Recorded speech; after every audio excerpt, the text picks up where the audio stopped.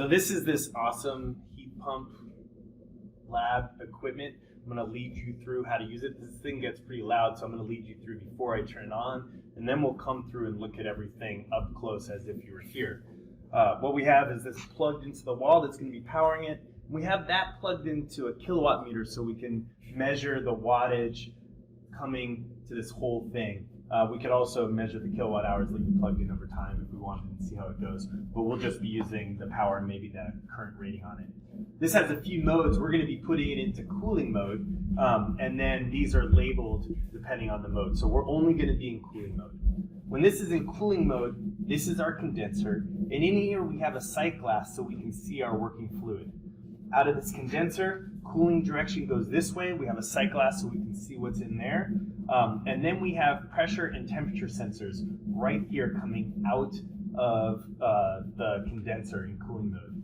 Then it comes this way, and we have some check valves in here. This part of the system right here is for charging and discharging the refrigerant in the system. So these, if you notice, are closed. So that valve is turned to closed, and this valve is turned to closed.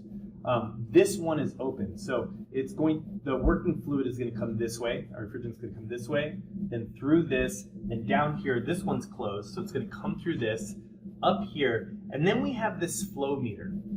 Later on, I'll flash on the screen what this flow meter, how you convert the rating in here. When this is running, I'll zoom in on this so you can see it, and then you can make the conversion later. It's a crazy conversion.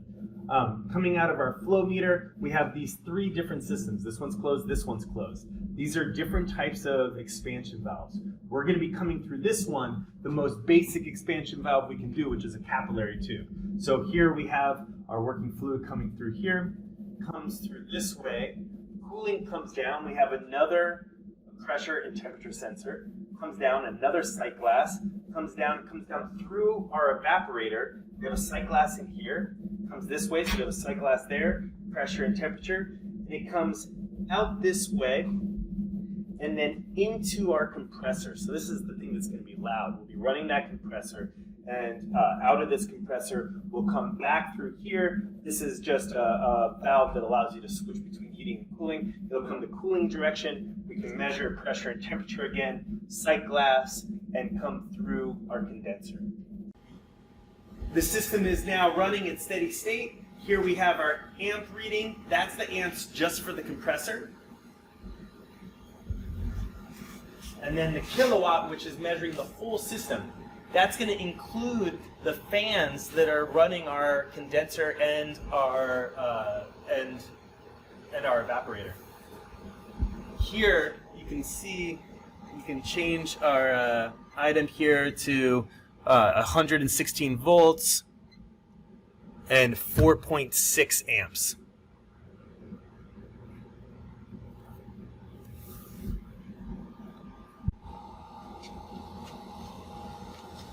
Here's our compressor amp rating, right here.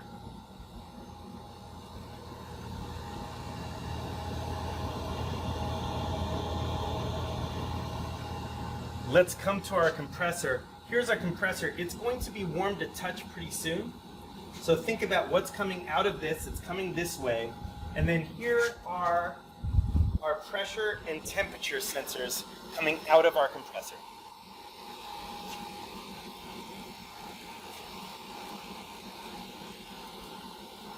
Then here's our sight glass coming out of our compressor. Here is our condenser.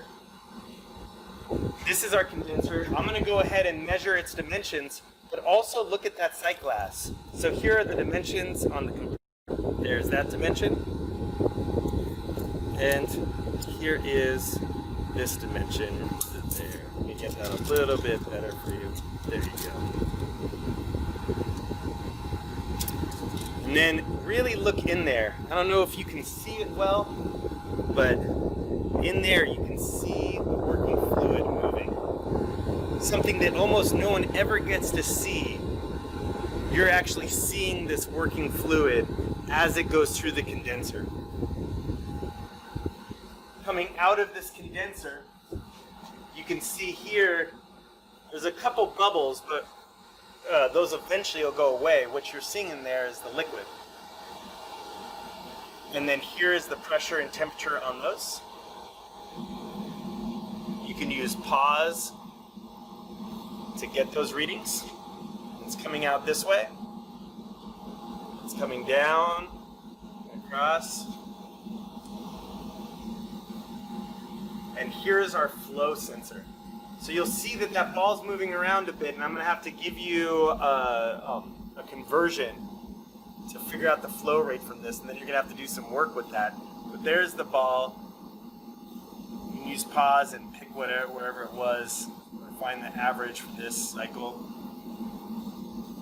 And then coming here through our expansion valve, here is our new pressure and temperature after the expansion valve. And you can see the frost starting to form.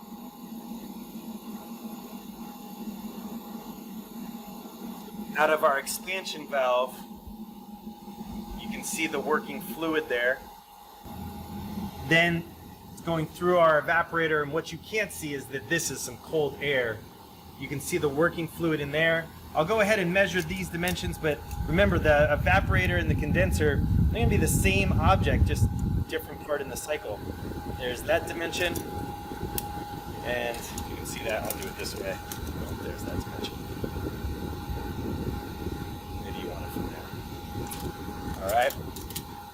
Then you can see the working fluid right in there after the evaporator.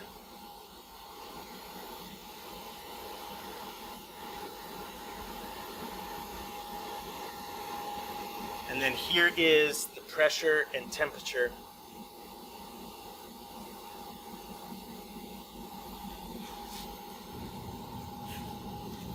Coming into our compressor, this is going to be fairly warm to the touch. So now,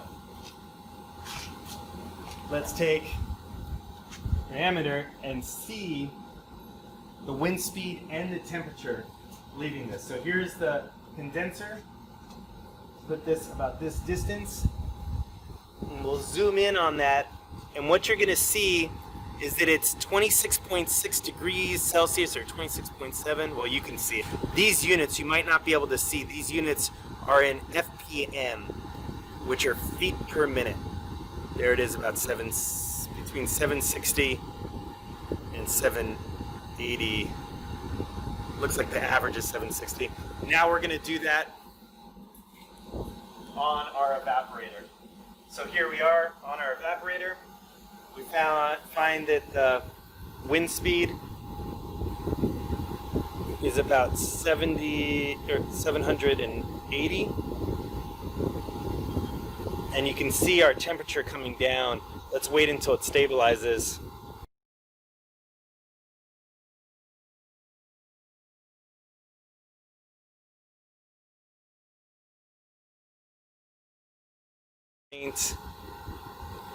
.3 and 660 feet per minute. And now the last thing we're going to have to do is compare that to our air temperature out here, right? Because that's not the temperature of our working fluid, that's just the temperature of the air that's being blown off of our evaporator.